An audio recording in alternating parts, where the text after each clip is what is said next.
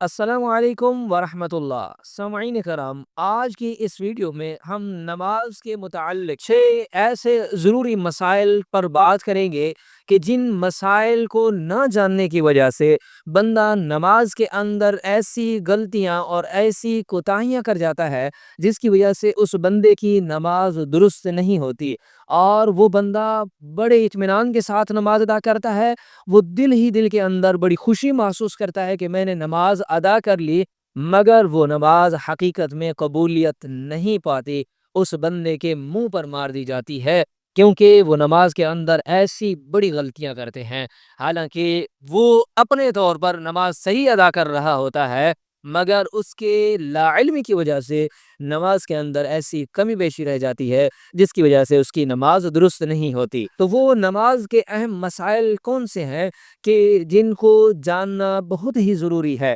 ہر مسلمان مرد عورت کے لیے بنیادی مسائل کو جاننا ضروری ہے، کیونکہ قبر میں سب سے پہلے نماز کا سوال کیا جائے گا، کیونکہ حضور صلی اللہ علیہ وسلم نے ارشاد فرمایا کہ جب بندہ مر جاتا ہے اور قبر میں دفن کر دیا جاتا ہے تو سب سے پہلے اس سے نماز کا حساب کتاب لیا جائے گا۔ اگر اس کی نماز صحیح نکل آئی تو اس کے باقی اعمال بھی صحیح ہو جائیں گے، اگر خدا نہ خواستہ اس کی نماز میں کمی بیشی رہ گئی تو گویا کہ اس کے باقی اعمال میں بھی کمی بیشی ہوگی اور اللہ کی پکڑ اس کو بندے کو آ سکتی ہے۔ تو اس لیے نماز ہی اسلام کا وہ بنیادی رکن ہے کہ جس کے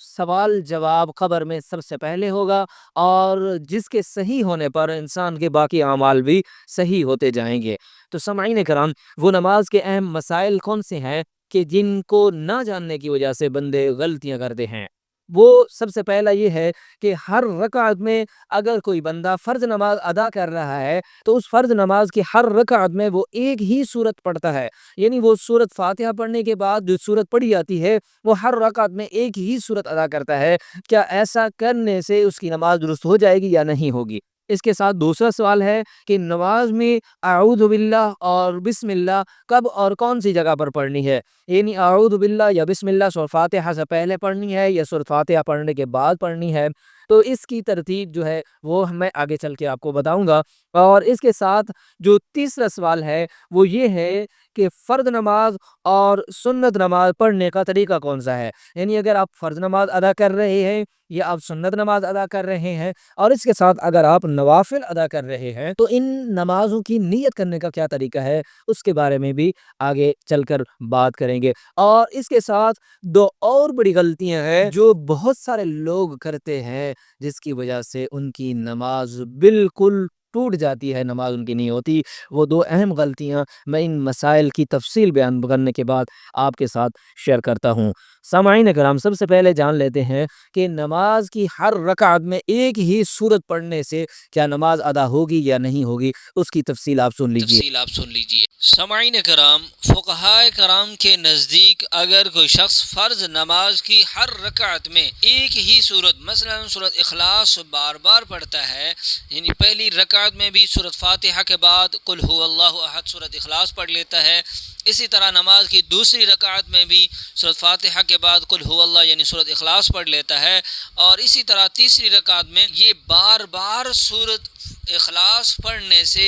اس کی نماز ہو جائے گی، مگر یہ عمل مکروہ اور ناپسندیدہ ہے۔ یعنی اگر کوئی جان بوجھ کر ایسا کرتا ہے تو پھر وہ گناہ کا مرتکب ہوگا۔ اگر کسی کو قرآن کی صرف ایک ہی سورت آتی ہے اور وہ نماز کے اندر ہر رکعت میں وہی ایک ہی سورت کی تلاوت کرتا ہے تو اس کی نماز ادا ہو جائے گی، مگر یہ ہے کہ علماء کرام نے لکھا ہے کہ وہ عمل ناپسندیدہ یعنی مکروہ تنزیہی ہے، اس عمل کو ترک کرنا ضروری ہے، اور اس بندے کو چاہیے کہ وہ اور بھی صورتیں یاد کر لے تاکہ ہر رکعت میں الگ الگ صورت پڑھنا یہ بہتر اور افضل ہے۔ ہر رکعت میں ایک ہی صورت کا بار بار پڑھنا یہ عمل مکروہ تنزیہی ہے یعنی ناپسندیدہ ہے، مگر اس سے گناہ نہیں ہوتا، اس سے نماز دہرانے کی ضرورت بھی نہیں ہے، یعنی دوبارہ نماز لوٹانے کی ضرورت ہی نہیں ہے، لیکن بہتر یہ ہے، افضل یہ ہے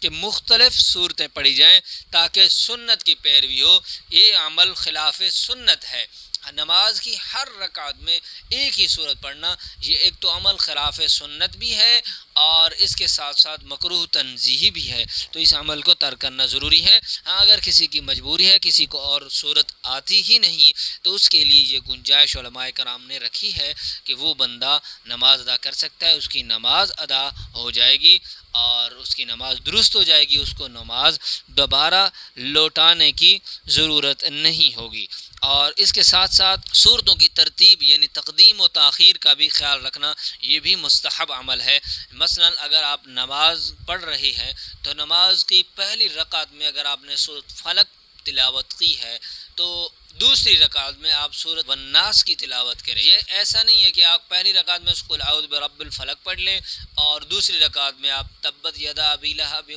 تب یہ صورت پڑھیں یا اس کے ساتھ سورۃ اخلاص پڑھ لیں۔ یہ تقدیم و تاخیر آپ نے قرآن کی ترتیب کے ساتھ نماز کے اندر پڑھنا ہے، یہ عمل بھی مکروہ تنزیہی ہے، اس عمل کو بھی ترک کرنا ضروری ہے۔ اب ایک اور سوال کی طرف چلتے ہیں کہ نماز کے اندر کب کب اعوذ باللہ اور تسمیہ پڑھنا ضروری ہوتا ہے۔ نماز کے اندر بسم اللہ اور اعوذ باللہ پڑھنے کا حکم اور مواقع یہ ہیں، سن لیجیے۔ اعوذ باللہ پڑھنے کا حکم کب پڑھنا ہوتا ہے؟ صرف پہلی رکعت میں سورۃ فاتحہ سے پہلے خاموشی سے اعوذ باللہ من الشیطان الرجیم پڑھنا سنت ہے۔ دوسری، تیسری اور چوتھی رکعت میں اعوذ باللہ نہیں پڑھا جاتا، یعنی پہلی نماز کی پہلی رکعت میں سورۃ فاتحہ سے پہلے اعوذ باللہ پڑھنا یہ سنت عمل ہے اور یہ فرض واجب نہیں ہے۔ نبی صلی اللہ علیہ وسلم سے یہ پہلی رکعت میں پڑھنا منقول ہے، باقی دوسری، تیسری، چوتھی رکعت میں پڑھنا ثابت نہیں ہے۔ اس کے ساتھ بسم اللہ کب پڑھی جاتی ہے؟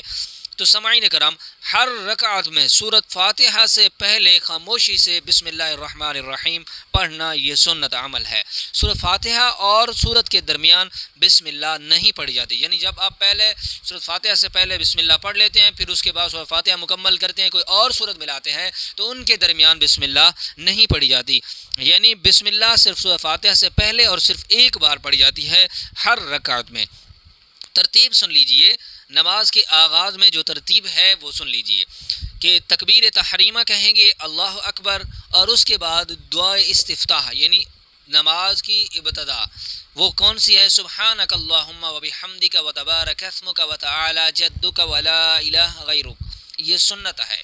تکبیر تحریمہ کے بعد سب سے پہلے آپ نے یہ دعا پڑھنی ہے، پھر اس کے بعد آپ نے اعوذ باللہ من الشیطان الرجیم یہ آپ نے پڑھ لینا ہے پہلی رکعت میں، پھر اس کے بعد آپ نے بسم اللہ الرحمن الرحیم پڑھنا ہے، پھر اس کے بعد آپ نے سورۃ فاتحہ تلاوت کرنی ہے، اور سورۃ فاتحہ تلاوت کرنے کے بعد آپ نے کوئی اور سورت ملا لینی ہے یا قرآن پاک میں سے کوئی 2 سے 3 آیات آپ تلاوت کر سکتے ہیں۔ تو یہ خلاصہ ہے کہ بسم اللہ اور اعوذ باللہ فرض نماز میں کب اور کس مقام پر پڑھی جاتی ہے۔ اب جو تیسرا سوال ہے وہ یہ ہے کہ فرض اور سنت نماز کی نیت میں فرق کیا ہے اور فرض اور سنت نماز کی نیت کیسے کریں گے؟ تفصیل کے ساتھ سن لیجئے، میں اس میں آپ کو ہر فرض نماز کی نیت کا طریقہ بتاؤں گا اور سنت نماز پڑھنے کا بھی طریقہ بتاؤں گا۔ ویڈیو تھوڑی لمبی ہو جائے گی مگر تفصیل کے ساتھ ہے انشاءاللہ عز و جل۔ آپ اس ویڈیو کو سننے کے بعد نماز کے ان تمام مسائل کے بارے میں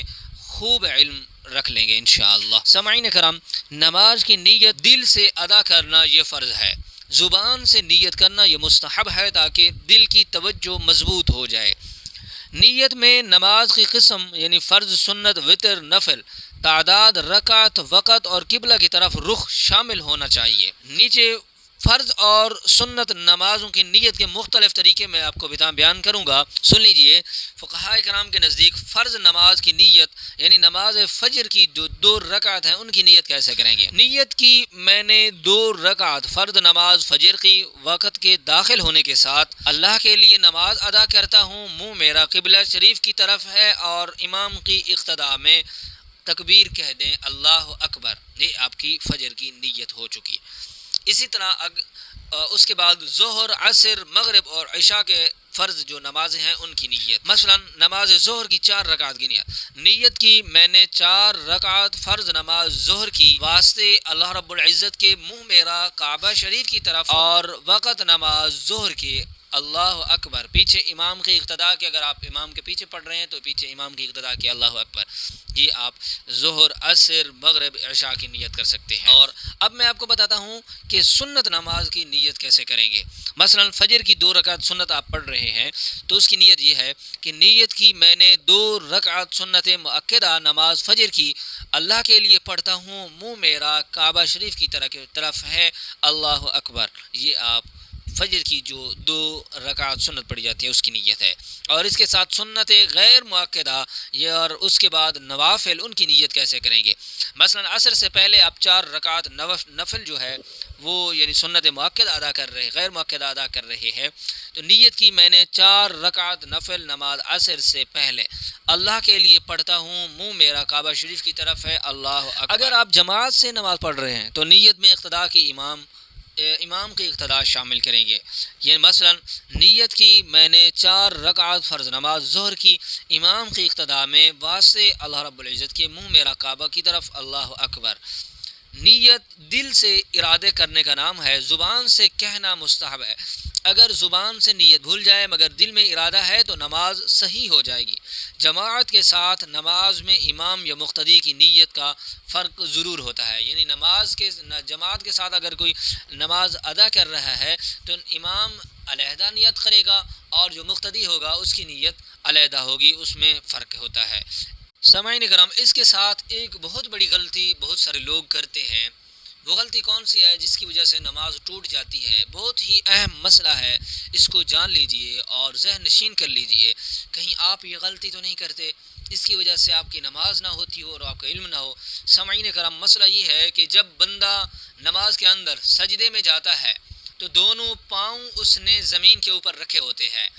تو جو بندے بھی سجدے کی حالت میں اپنے دونوں پاؤں زمین سے اٹھا لیتے ہیں، ان کی عادت بنی ہوتی ہے، تو ان کی نماز ٹوٹ جاتی ہے۔ یہ مسئلہ ذہن نشین رکھ لیجئے۔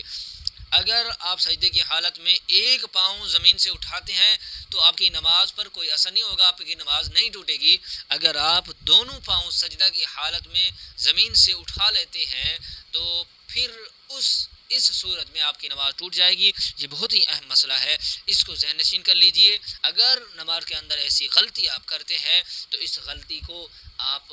آئندہ اس غلطی کو صحیح کرنے کی کوشش کریں، انشاءاللہ عز و جل اللہ رب العزت ہماری کوتاہیوں اور لغزشوں کو معاف فرمانے والے ہیں۔ دعا ہے اللہ رب العزت ہمیں ان باتوں پر عمل کرنے کی توفیق عطا فرمائے۔ السلام علیکم ورحمۃ اللہ۔